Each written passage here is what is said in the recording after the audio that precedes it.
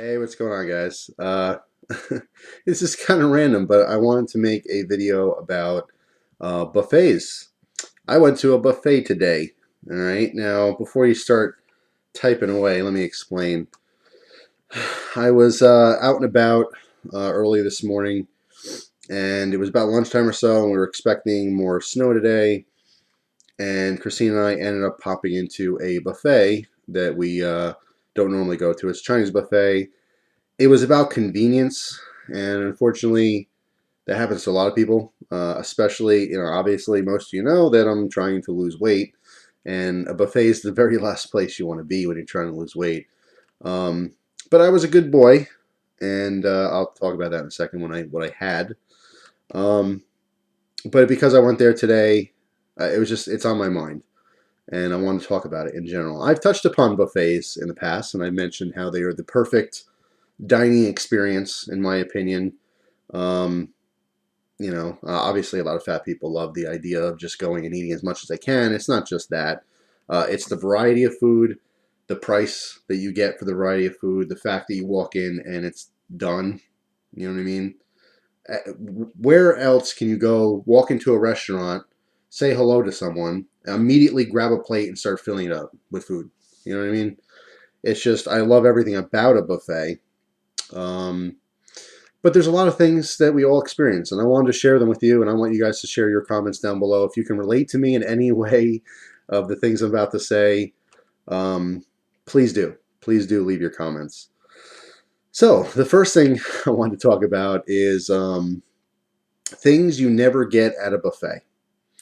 Obviously, there's a big array of things, and there's just certain things that I actually really like, outside of a buffet, but I never get them at the buffet. And I'll tell you why I think I don't do that. Number one would have to be the melon. Every Chinese buffet has like honeydew and cantaloupe, like every one. Always, it's like a staple at Chinese buffets. I love both those melons, but I never ever get it at the buffet. Simply because I think what we all do is when you go to a buffet, you kind of narrow down a couple of the more tasty things. You know what I mean? Like, why are you going to go to a buffet and get full on melon when you have all of this chicken and broccoli and all this sesame chicken, and the crab legs and just this an array of all delicious foods? You're going to go get full on melon?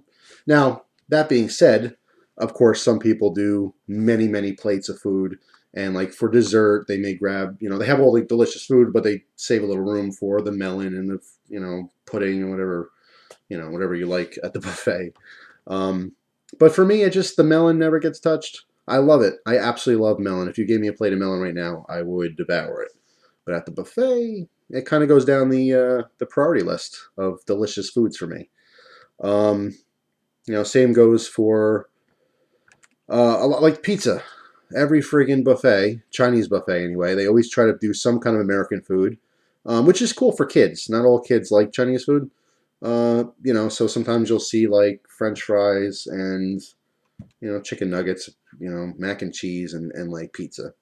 Now, for some reason, the pizza, although it's usually really good, actually, it's different. It's not like a regular American pizza. Somehow it's different. Don't ask me how. I think it's the dough. The pizza dough is very different. I happen to like it, but I never get it. Um, because I didn't go to a Chinese buffet to have pizza. I went for Chinese food. Um, but the other thing is French fries. I never ever get French fries at a Chinese buffet.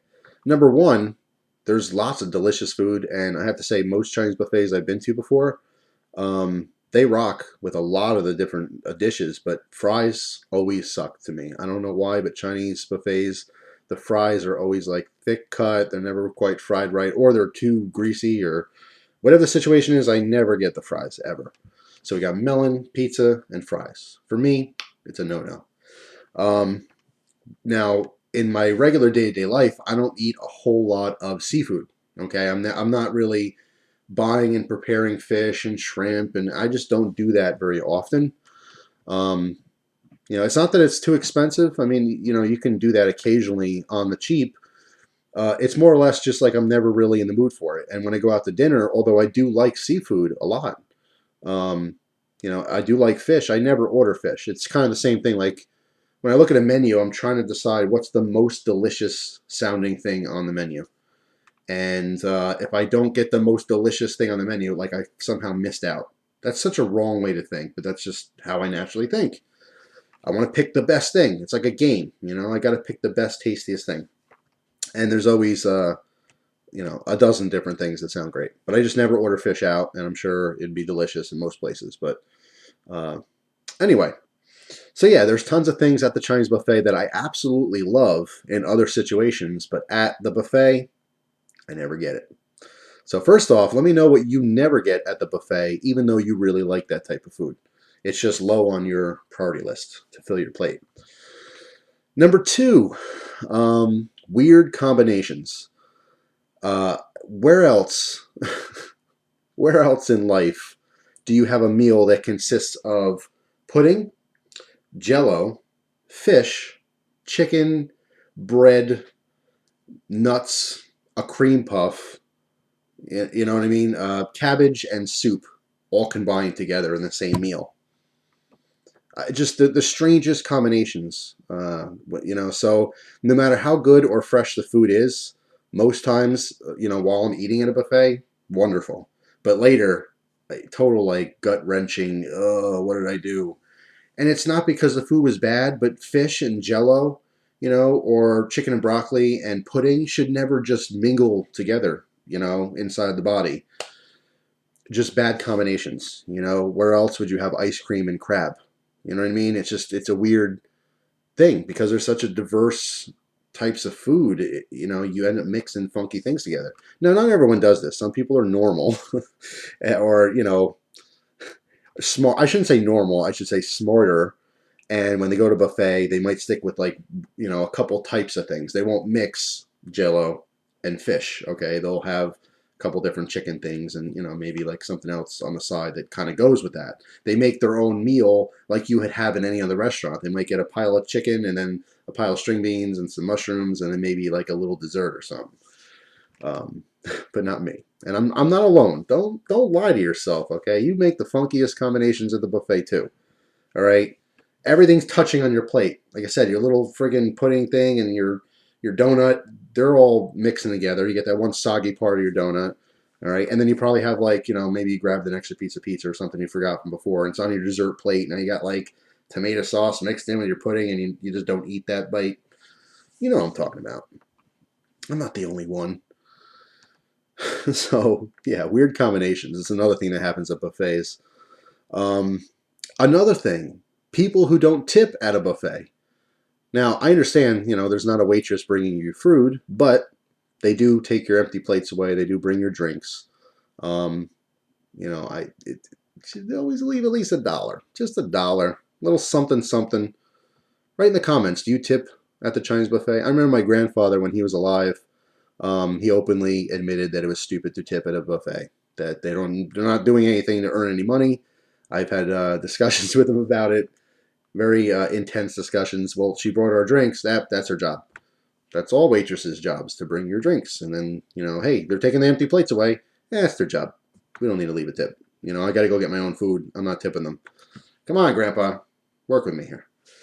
So I admit I don't always tip at a buffet, but I try to leave $1 or two, a little something, something. Another thing is that people who go to buffets to try to get their money's worth. Everyone wants to get their money's worth. Like, hey, this was $9.50, but I ate a bunch of shrimp. Got my money's worth. I got those crab legs. Got my money's worth. Lots of sushi. Got my money's worth. I mean, what other eating situation can you literally have $40, $50 worth of food in one sitting for, $9.50 or $8 or whatever it happens to be? Let's say you go for lunch, it's like $6 or $7. So yeah. The downsides to a buffet. Christina doesn't eat a lot in one meal. Like every time she has a meal, she'll eat half of it and then eat half later. Save half of her meal later. So no takeout, no leftovers. That's the only bummer about a buffet, is that you have all this delicious food and stuff, but you get full. That's it. Obviously, you're not taking your leftovers home. You can do takeout. That's a whole separate thing. In fact, most times if you go for lunch, it's cheaper to take out, and then you can eat your food, two or three times depending on how much you get for the same price you would have ate, there. So something to consider. Sometimes it is cheaper just to get the takeout, to get it to go. Certain places, certain times, just depends. But yeah, that's the downside to a buffet is there's no leftovers. If you go out to dinner and you start getting full, okay, I'll save this piece of steak and some mashed potatoes and enjoy it later. And there's nothing like opening your fridge and seeing that styrofoam in there with good leftover, food from dinner. Um, Another thing I was thinking about is that Chinese buffets are everywhere. There's just a million Chinese buffets, but why aren't there buffets for other cuisines? Like I know there's like a general buffet. Sometimes there's like a barbecue buffet, like where people are carving fresh meats and stuff, and you got salad bar and stuff. No, but I mean like all the other different cuisines. Like I was thinking Italian food. I'm half Italian. I love Italian food. How awesome would it be if you go in and it was just a dedicated Italian buffet? Now, I've never seen one. Doesn't mean they don't exist. If you know of one, please let me know about it. But I'm thinking like you go in there and there's one little island with just like a bunch of types of pizza. Like there's a Sicilian pie and thin crust and then a regular pie. They're all plain. And then there's like a toppings. You can throw your own toppings on there. You can have a whole separate bar with different types of pastas. You can probably do like 30 or 40 different types of pastas and then do like a separate sauce station. You got your marinara sauce, you got a big vat of like Parmesan cheese, you can just go crazy with that kind of stuff. You could do, 4 different types of raviolis, a meat ravioli, a mushroom ravioli, a cheese ravioli, not to mention all the other staples. You got your chicken parm, your freaking veal parm, your eggplant parm. I think an all-Italian food buffet would be awesome. Just my opinion. But, everything. A Mexican food buffet. An Indian food buffet. The list goes on and on and on.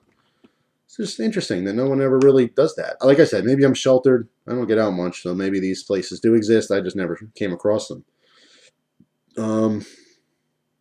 Yeah, just some just some different ideas that are popping in my head about buffets.